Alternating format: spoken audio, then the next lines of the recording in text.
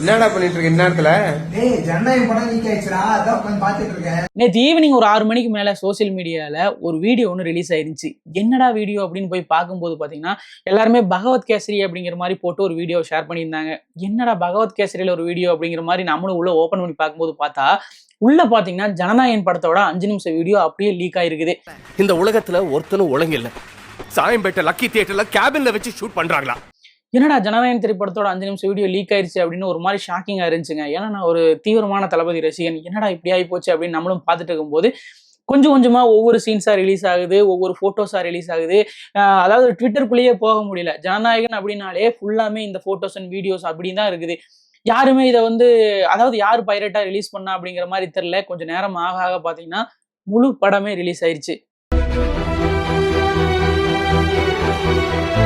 என்னடா முழு படமே ரிலீஸ் ஆயிருச்சு அப்படிங்கிற மாதிரி நம்ம ஷாக்கிங்கா இருக்கும்போது, அதாவது என்னன்னா படம்னா சாதாரண படம் இல்லைங்க. ஏதோ ஒரு ஸ்க்ரீன்ல ஓடிட்டு இருக்குது, அதை வந்து அப்படியே ஷூட் பண்ணி போட்டிருக்காங்க அப்படிங்கிற மாதிரிலாம் இல்லை. ஹெச்டி பிரிண்ட், அதாவது ஹை குவாலிட்டி ஹெச்டி பிரிண்ட் 6 ஜிபிக்கு இந்த திரைப்படத்தை ரிலீஸ் பண்ணியிருக்காங்க. எப்படா கிடைச்சது இந்த திரைப்படம்? இந்த திரைப்படம் சென்சார் போர்டுக்கு மட்டும்தான் போயிருக்குது அப்படிங்கிற மாதிரி சொல்றாங்க. ஆனா எப்படி இந்த திரைப்படம் ரிலீஸ் ஆச்சு? யாரு ரிலீஸ் பண்ணா? மக்களே, ஜனநாயகன் திரைப்படம் இப்போதைக்கு பாத்தீங்கன்னா தமிழ் சினிமால ஒரு பெரிய எதிர்பார்ப்புல இருக்கிற திரைப்படம். ஏன் அப்படின்னு கேட்டீங்கன்னா, தளபதி விஜய் அவர்களோட கடைசி திரைப்படம். இனிமேல் நடிக்க மாட்டேன், நான் வந்து பாலிடிக்ஸுக்கு போயிடுறேன் அப்படிங்கிற மாதிரி சொன்னாப்ல. ஹெச் வினோத் அவர்கள் கிட்டத்தட்ட 3 வருஷம் இந்த திரைப்படத்துக்காக ஒர்க் பண்ணியிருக்கிறாரு. கேவிஎன் ப்ரொடக்ஷன் பாத்தீங்கன்னா இந்த திரைப்படத்துக்காக 400-500 கோடி செலவு பண்ணியிருக்காங்க. ஒரு 1000 டெக்னீஷியன் பாத்தீங்கன்னா இரவு பகல் பாராது இந்த திரைப்படத்துக்காக உழைச்சிருக்காங்க. இந்த திரைப்படத்துல பெரிய பெரிய டெக்னீஷியன் இருக்காங்க, பெரிய பெரிய ஆக்டர்ஸ் நடிச்சிருக்காங்க. ஆனாலும் பாத்தீங்கன்னா இந்த திரைப்படம் இப்ப அழகா பாத்தீங்கன்னா பைரசியா ரிலீஸ் ஆயிருக்குது. எப்படி ரிலீஸ் ஆச்சு, யார் இந்த மாதிரி பண்ணா அப்படிங்கிறது கரெக்டா பாத்தீங்கன்னா எலெக்ஷனுக்கு இன்னுமே 10 நாட்கள் இருக்கிற சமயத்துல இந்த மாதிரியான ஒரு விஷயம் நடந்திருக்குதுங்க. இது வந்து எந்த மாதிரி எடுத்துக்கிறது அப்படின்னு தெரியல. ஆனா ஒரு விஷயம் வந்து நம்மளுக்கு தெளிவா தெரியுது. அதாவது என்னன்னா, இந்த திரைப்படம் இப்போ வந்து ரிலீஸ் ஆயிருச்சு. அதாவது என்னடா இப்படி ரிலீஸ் ஆயிருக்கு அப்படின்ட்டு யாருமே ஃபீல் பண்ணல. படம் வந்து நிறைய பேர் பார்த்துட்டு ரிவ்யூஸ் எல்லாம் போட்டுட்டு இருக்காங்க. ரிவ்யூஸ் போடுறதை தாண்டி விஜய் ஃபேன்ஸே நிறைய பேர் இந்த திரைப்படத்தை ஷேர் பண்ணிட்டும் இருக்கிறாங்க. இந்த மாதிரி லிங்க் வந்துருச்சு, நீங்களும் பாருங்க அப்படின்னு ஷேர் பண்ணிட்டு இருக்காங்க. இது வந்து கண்டிப்பா விஜய் ஃபேன்ஸ் பண்றது நம்மளுக்கே பாத்தீங்கன்னா கொஞ்சம் மன வருத்தமா தான் இருக்குது. இன்னும் ஒரு சில பேர் பாத்தீங்கன்னா, நான் வந்து தியேட்டர்ல தான் பார்ப்பேன், இந்த திரைப்படம் வந்து எப்படிதான் பைரசியா ரிலீஸ் ஆனாலும் நான் கண்டிப்பா தியேட்டர்ல பார்த்துருவேன் அப்படின்னு சொல்லிட்டு அந்த லீக்டு போட்டோஸ் அண்ட் லீக்டு வீடியோஸை ஷேர் பண்ணி தான் அதை மென்ஷன் பண்ணியே சொல்றாங்க. இது வந்து எந்த மாதிரி எடுத்துக்கிறது அப்படின்னு சத்தியமா தெரியலங்க.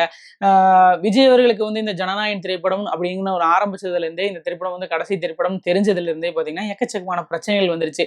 இந்த திரைப்படம் வந்து ஜனவரி 9ஆம் தேதி தான் ரிலீஸ் ஆகிறதா இருந்துச்சு. அதுக்கப்புறம் சென்சார் சர்டிபிகேட் கிடைக்கல. அதுக்கப்புறம் இவங்க வந்து ஒரு மாதிரி கோபமாயி நாங்க வந்து உச்சநீதிமன்றம் போனாங்க. அங்கேயும் பாத்தீங்கன்னா இந்த கேஸை தள்ளுபடி பண்ணாங்க. மறுபடியும் இங்கே வந்தாங்க. இங்கே வந்ததுக்கு அப்புறமா பாத்தீங்கன்னா மறுபடியும் சரிங்க, நாங்க வந்து நீங்க சொல்றபடியே பண்ணிக்கிறோம், மறுதணிக்கைக்கே போய்க்கிறோம் அப்படிங்கிற மாதிரி ஒரு மாதிரி சமாதான முடிவு எடுத்தாங்க. இப்ப மறுதணிக்கைக்கெல்லாம் போய் படம் வந்து எலெக்ஷன் முடிஞ்சுதான் ரிலீஸ் ஆகும் அப்படிங்கிற மாதிரியும் சொல்லியிருந்தாங்க. ஆனா இப்ப இந்த திரைப்படம் பாத்தீங்கன்னா இப்ப வந்து நெட்ல ரிலீஸ் ஆயிருச்சு. இப்போத நிலைமைக்கு பாத்தீங்கன்னா 3 தரப்புல விஜய் ஃபேன்ஸ் இருக்கிறாங்க. முதல் தரப்பு என்ன பண்றாங்கன்னு கேட்டீங்கன்னா, இந்த படத்தை வந்து கண்டிப்பா வந்து நாங்க பார்க்க மாட்டோம், அதாவது அந்த போட்டோஸ் கூட யூஸ் பண்ணாம வந்து வேற மாதிரியான போட்டோஸ் எல்லாம் யூஸ் பண்ணி இந்த மாதிரி லிங்க்டு வீடியோஸ் எல்லாம் வந்திருக்குது, தயவு செஞ்சு இதை யாரும் பார்க்காதீங்க அப்படிங்கிற மாதிரி ஷேர் பண்றாங்க. இது வந்து முதல் கேட்டகரியா பார்க்கப்படுது. 2வது கேட்டகரி விஜய் ஃபேன்ஸ் எல்லாம் எப்படி இருக்கிறாங்க அப்படின்னு கேட்டீங்கன்னா, இந்த திரைப்படத்தை தயவு செஞ்சு ஷேர் பண்ணுங்க. அதாவது ஷேர் பண்ணா ஏன் அப்படின்னு கேட்டீங்கன்னா, இந்த திரைப்படம் வந்து அன்கட்டட் வெர்ஷனா வெளியே இருக்குது. அதாவது சென்சார் போர்டு எல்லாம் கட் பண்ண சொல்லியிருந்தாங்க இல்லையா, அந்த கட்டிங் எல்லாம் பண்ணாமதான் இந்த திரைப்படம் வந்து இப்ப பைரசியா ரிலீஸ் ஆயிருக்குது. அதனால நிறைய அரசியல் வசனங்கள் எல்லாம் இருக்குது. அது வந்து டிவி கேக்கு வந்து ரொம்ப ஹெல்ப் பண்ணும் அப்படின்ட்டு நிறைய விஜய் ஃபேன்ஸ் எல்லாம் அதை வந்து ஷேர் பண்ணுங்க அப்படின்னு சொல்லிட்டு சொல்றாங்க. அதாவது நம்மளுக்கே ஒரு சில ஃபேன்ஸ் எல்லாம் போன் பண்ணி என்ன சொல்றாங்கன்னு கேட்டீங்கன்னா, இந்த திரைப்படம் அதாவது ஃப்ரெண்ட்ஸ்னா என்னோட ஃப்ரெண்ட்ஸ் எல்லாம் என்ன சொல்றாங்க, டே இந்த படம் எல்லாம் வந்துருச்சுடா, நீ ஏன்டா அப்படி எல்லாம் வீடியோ போட்ட, இது வந்து ஒரு சில விஷயத்துல ஷேர் பண்ணா கூட அது வந்து யூஸ்ஃபுல்லா இருக்கும்ல, அதாவது டிவி கேக்கு யூஸ்ஃபுல்லா இருக்கும்ல அப்படிங்கிற மாதிரி சொல்றாங்க. இது வந்து 2வது கட்ட ஃபேன்ஸ். 3வது கட்ட ஃபேன்ஸ் என்ன பண்றாங்கன்னு கேட்டீங்கன்னா, அதாவது இதேதான், அதாவது நாங்க வந்து தியேட்டர்ல தான் பார்ப்போம், வேற எங்கேயும் பார்க்க மாட்டோம் அப்படின்ட்டு அந்த போட்டோஸ் அண்ட் வீடியோஸையே வச்சு ஷேர் பண்றாங்க. விஜய் ஃபேன்ஸே இந்த லெவல்ல இருக்கிறாங்க அப்படின்னா விஜய் அவர்களை பிடிக்காதவங்க, அதாவது மற்ற கட்சிக்காரங்களாகட்டும், விஜய் அவர்களை பிடிக்காத மற்ற நடிகர்களோட ரசிகர்களாகட்டும், அவங்க எல்லாம் என்ன பண்றாங்க அப்படின்னு கேட்டீங்கன்னா, படத்தை பயங்கரமா ஷேர் பண்ணிட்டு இருக்காங்க. ஷேர் பண்றது மட்டும் இல்லாம படம் பார்த்தாச்சு, ரிவ்யூ தான் இது அப்படின்னு சொல்லிட்டு போடுறாங்க. மெயினான வந்து கேமியோ ரோல் எல்லாம் இருக்கு இல்லையா, அந்த கேமியோ ரோல் எல்லாம் அப்படியே ஸ்கிரீன்ஷாட் எடுத்து போடுறாங்க. ஏன் ஸ்கிரீன்ஷாட் அப்படிங்கிறத தாண்டி வீடியோவே போடுறாங்க. ஆனா இந்த வீடியோஸ் எல்லாமே வந்து சோசியல் மீடியால இன்னும் வளம் வந்துட்டு தான் இருக்குது. இதை யாரும் பிளாக் பண்றதுக்கு எந்த விதமான முயற்சிகளும் எடுக்கல அப்படிங்கிறது தான் வருத்தமான விஷயமா இருக்குது. தளபதி விஜய் அவர்கள் ஜனநாயகம் திரைப்படம் ரிலீஸ் ஆகல அப்படின்னு தெரிஞ்சதுலேருந்து அதுக்கெல்லாம் பெருசா வந்து அவர் குரல் கொடுக்கவே இல்லை. என் படத்துக்கு வந்து முட்டுக்கட்டை போட்டிருக்காங்க அப்படின்னு பொது வெளியில அவர் யாருமே சொல்லல. இங்க இருக்கிற நடிகர் நடிகைகள் எல்லாருமே பாத்தீங்கன்னா இந்த படம் ரிலீஸ் ஆகணும் அப்படின்ட்டு விஜய் அவர்களுக்காக குரல் கொடுத்த சமயத்துல அவரு எந்த குரலும் கொடுக்கல. இப்ப லாஸ்டா நடந்த ஒரு பரப்புரையில தான் பாத்தீங்கன்னா ஜனநாயகம் திரைப்படத்துக்கு முட்டுக்கட்டை போட்டிருக்காங்க அப்படிங்கிற மாதிரி விஜய் அவர்கள் மென்ஷன் பண்ணியிருக்கிறாப்ல. இப்ப வரைக்கும் கேவிஎன் ப்ரொடக்ஷன் வந்து இந்த மாதிரி ஒரு சம்பவம் நடந்துருச்சு, அதுக்கு உண்டான கண்டனமும் தெரிவிக்கல. ஏன் கண்டனம் தெரிவிக்கல அப்படிங்கிறதும் தெரியல. விஜய் அவர்கள் வந்து இப்ப வந்து இதுக்கு ஒரு நஷ்டஈடு கொடுக்குறாரு. சரி, விஜய் அவர்களா முன் வந்து ஒரு நஷ்டஈடு, அதாவது அந்த படத்துக்கு ஒரு 400 கோடி செலவா இருக்குது, இந்த 400 கோடி அப்படின்னு அவர் நஷ்டஈடு கொடுத்தா கூட இந்த திரைப்படத்துக்காக ராப்பகலா கஷ்டப்பட்ட எக்கச்சக்கமான டெக்னீஷியன் அவங்களுக்கு உண்டான அங்கீகாரம் இது எல்லாமே வந்து மறுக்கப்படுறதா தானே அர்த்தம். இந்த வீடியோ போற நான் வந்து ஒரு சின்ன கிரியேட்டர் தான். நானும் பார்த்தீங்கன்னா இப்போ ஒரு பைலட் ஃபிலிமுக்காக ஸ்கிரிப்டெல்லாம் எழுதி ட்ரை பண்ணிட்டு இருக்கிறேன். ஒரு ஸ்கிரிப்ட் எழுதுற விஷயம் அப்படிங்கிறது எவ்வளவு கஷ்டமான விஷயம்னு தெரியும் உங்களுக்கு. வந்து நீங்க ஸ்கிரிப்டா எழுதுறதை தாண்டி அதுக்கு பின்னாடி ஸ்கிரீன் பிளே, டயலாக்னு சொல்லிட்டு எக்கச்சக்கமான விஷயங்கள் இருக்குதுங்க. இதெல்லாம் எழுதுறது எவ்வளவு கஷ்டம் அப்படிங்கிறது கண்டிப்பா எனக்கு புரியும். ஆனா இந்த விஷயம் வந்து ஒரு டைரக்டரோட விஷன் பார்த்தீங்கன்னா ஸ்க்ரீன்ல வந்து வரும்போது தான் அது வந்து அவங்களுக்கு வந்து அவ்வளோ சந்தோஷமா இருக்கும். இந்த மாதிரி பைரசியான விஷயங்கள்ல வெளிவரும்போது பார்த்தீங்கன்னா கண்டிப்பா வந்து அது அவங்களுக்கு வருத்தமான விஷயமா தான் இருக்கும். வினோத் அவர்கள் வந்து தன்னோட இன்ஸ்டாகிராம் பேஜ்ல வந்து தன்னோட வருத்தத்தை தெரிவிச்சிருக்கிறாரு. இந்த மாதிரி ஒரு விஷயம் நடந்திருக்குது அப்படின்ட்டு நிறைய நடிகர் நடிகைகள் பார்த்தீங்கன்னா இப்போ தளபதி விஜய் அவர்களுக்கு சப்போர்ட்டிவாகவும் ஜனநாயகன் இப்படி ரிலீஸ் ஆயிருக்க கூடாது அப்படிங்கிற மாதிரியும் நிறைய சப்போர்ட் பண்ணிட்டு வந்துட்டு இருக்காங்க. ஆனா படக்குழுவும் படத்தரப்பினரும் விஜய் அவர்களும் இதுவரைக்கும் எந்த கண்டனமும் தெரிவிக்கல. அது இனிமேல் தெரிவிப்பாங்களா என்னன்னு எனக்கு தெரியல. இந்த வீடியோ வந்து நான் பேசிட்டு இருக்கிற சமயத்துல வரைக்கும் எந்தவித அனௌன்ஸ்மெண்ட்டும் வரல.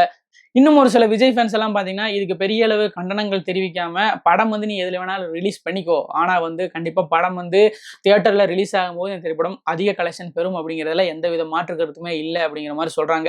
ஏன் அப்படின்னு சொல்றாங்க அப்படின்னு கேட்டீங்கன்னா ஆல்ரெடி தலைவாக்கும் இதே ஒரு ப்ராப்ளம் தான் நடந்துச்சுங்க. தமிழ்நாட்டில இந்த திரைப்படம் வந்து பேன் பண்ணாங்க, ஆனா கேரளாவில எல்லாம் ரிலீஸ் ஆச்சு. அதுக்கப்புறம் பாத்தீங்கன்னா இந்த திருட்டு விசிடி இந்த மாதிரி விஷயங்கள் எல்லாம் படம் வந்து பைரசியா எல்லா பக்கம் பார்த்தாச்சு இந்த திரைப்படத்தை. ஆனாலும் இந்த திரைப்படம் வந்து தமிழ்நாட்டில் ரிலீஸ் ஆகும்போது பெரிய வசூல் பெற்றுச்சு. அதாவது ரசிகர்கள் எல்லாம் சாரையா தியேட்டருக்கு போயிட்டு இருந்தாங்க. நீங்க தலைவா திரைப்படத்தோட பட்ஜெட் எடுத்துக்கிட்டீங்கன்னா இந்த திரைப்படத்தோட பட்ஜெட் பார்த்தீங்கன்னா ஒரு 60 கோடி. ஆனா இந்த திரைப்படம் வந்து தமிழ்நாட்டில் ரிலீஸ் ஆகி ஓவர்சீஸ் எல்லாத்தையும் சேர்த்து இந்த திரைப்படம் பார்த்தீங்கன்னா கிட்டத்தட்ட ஒரு 72 கோடி கலெக்ட் பண்ணிச்சு. கிட்டத்தட்ட ஒரு 10 கோடி பக்கம் இந்த படம் வந்து ப்ரொடக்ஷன் ஹவுஸுக்கு லாபமா கொடுத்துச்சு. அதே மாதிரி இந்த திரைப்படமும் இருந்தா நல்லா இருக்கும் அப்படிங்கிற மாதிரி சொல்றாங்க இல்லையா. எப்படி இந்த திரைப்படத்தை தளபதி ரசிகர்கள் தியேட்டர்ல போய் பார்க்க தான் போறாங்க. ஆனா இந்த மாதிரியான லீக்டு வீடியோஸ் எல்லாம் வரும்போது அந்த திரைப்படத்தோட சுவாரஸ்யமே குறையுது. ஏன்னா இது வந்து நிறைய பேர் ஷேர் பண்றதுனால இந்த திரைப்படத்தோட சுவாரஸ்யம் அப்படியே கம்மி தான் ஆகுங்க.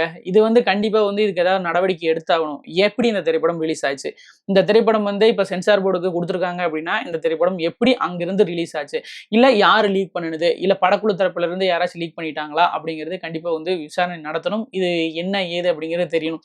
இது வந்து இப்ப இந்த விஷயம் வந்து டிவிகேக்கு மைலேஜா இருக்குது, அதனால நீங்க ஷேர் பண்ணுங்க அப்படின்னு சொன்னா அது கண்டிப்பா தப்புங்க. ஒரு கிரியேட்டரா அது வந்து கிரியேட்டருக்கு ரொம்ப வலிக்கும். தயவு செஞ்சு ரசிகர்களும் அதை தயவு செஞ்சு பண்ணாதீங்க. அதே மாதிரி விஜய் அவர்கள் கேவிஎன் ப்ரொடக்ஷன் இதுக்கு ஏதாவது முயற்சி செய்யுங்க, இதுக்கு கண்டனம் தெரிவிங்க, இதுக்கு ஏதாவது பண்ணுங்க. நீங்க இப்போவும் அமைதியா இருந்தீங்கன்னா கண்டிப்பா வந்து யூஸ்லெஸ் அப்படின்னு தாங்க நான் சொல்லுவேன். விஜய் அவர்களோட சம்பளமா சொல்ல போறது 275 கோடி இந்த திரைப்படத்துக்காக அவர் வாங்கியிருக்கிறாருன்னு சொல்றாங்க.